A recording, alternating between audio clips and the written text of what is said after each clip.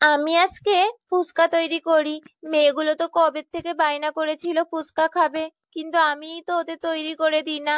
আজকে তো রূপসী বোনরাও রয়েছে, আজকে ফুচকা তৈরি করি, ওরাও তাহলে খেতে পারবে। আর তাছাড়া খুকুমাও তো খুব পছন্দ করে, সব বাচ্চাগুলো খুব পছন্দ করবে ফুচকা খেতে। যাই, আমি ওটা বানাই। প্রথমে আমি আলুগুলো সিদ্ধ করে নিই, তারপরে আমি ফুচকাগুলো ভাজবো।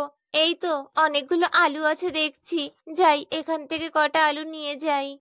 আলুগুলো উনুনে বসিয়ে দিয়েছি, এবার ঢেকে দিই, তাহলে তাড়াতাড়ি সিদ্ধ হয়ে যাবে।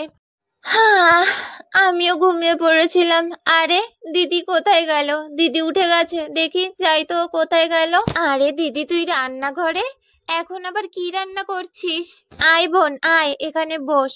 আমি কটা ফুচকা বানাচ্ছি রে, বাচ্চারা তো খুব পছন্দ করে ফুচকা খেতে। হ্যাঁ রে দিদি, তুই ঠিক বলেছিস, আমাদের মেয়েগুলো খুব পছন্দ করে ফুচকা খেতে। এখন বল আমি কি কাজ করব?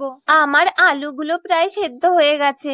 আলুগুলো সেদ্ধ হয়ে গেলে তুই আলু মাখাটা আর টক জলটা করে ফেলবি, আর আমি ওদিকে ফুচকাগুলো সব বানিয়ে ফেলবো। হ্যাঁ দিদি, ঠিক আছে। এবার রানী ফুচকা বানাতে শুরু করলো। আরে দিদি, দেখ দেখ ফুচকাগুলো কত সুন্দর করে ফুলছে।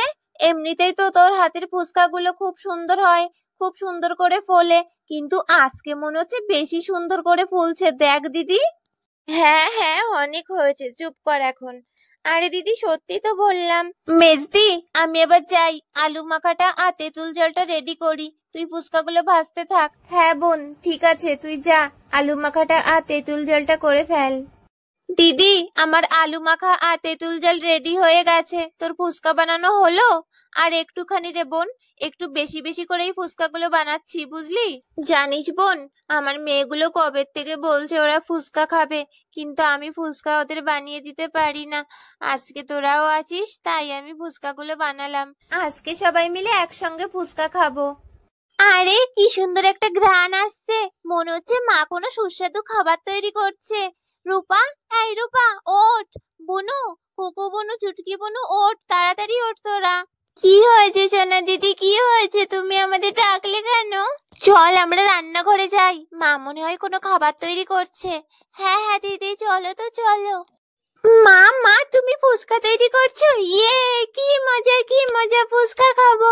হ্যাঁ হ্যাঁ, সবাই ফুচকা খাবে, আসো এদিকে এসে বসো তোমরা। হ্যাঁ হ্যাঁ মাসি, আমরা আসছি। মাসি মাসি, তাড়াতাড়ি আমাদের ফুচকা দাও, তাড়াতাড়ি দাও আমাদের ফুচকা। মাসি মাসি, প্রথমে আমাদের শুধু শুধু ফুচকা দাও, তারপর আমরা আলু আর টক জল দিয়ে ফুচকা খাবো। আচ্ছা আচ্ছা, ঠিক আছে সোনামা, ঠিক আছে, আমি তোমাদের শুধু শুধু ফুচকা দিচ্ছি। এই নাও মা, তোমরা ফুচকা খেয়ে নাও। ওয়াও, খুব সুন্দর হয়েছে ফুচকাগুলো খেতে। মাসি মাসি, তুমি আমাকে আরো ফুচকা দাও।